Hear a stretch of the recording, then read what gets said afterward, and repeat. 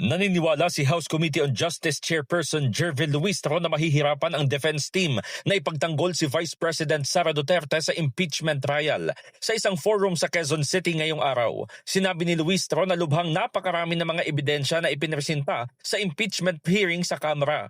Partikular na ipinunto ni Luistro ang umunoy discrepancies sa findings ng Anti-Money Laundering Council o AMLAC at sa SALN ni Duterte.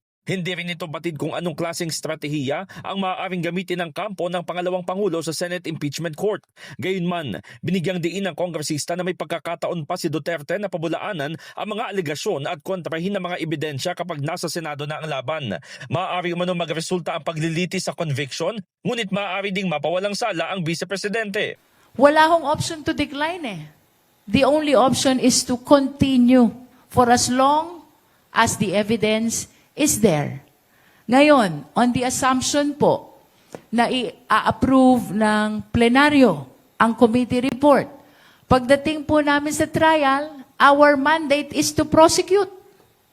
Present the evidence of the House of Representatives.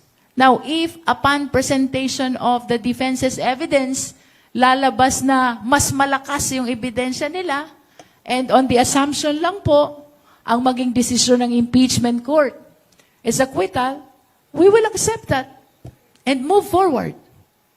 What is important, we were able to deliver the accountability mechanism which is very much protected in our democratic system of government. Samantala, inaasahan naman ni Luistro na ipapakita pa rin ng House of Representatives ang parehong pagkakaisa na ipinamala sa committee level kapag pinagbotohan na ang articles of impeachment sa plenaryo. Nominal voting ang gagawin sa plenaryo, kaya idedeklara nila sa publiko kung susuportahan o tututulan nila ang impeachment.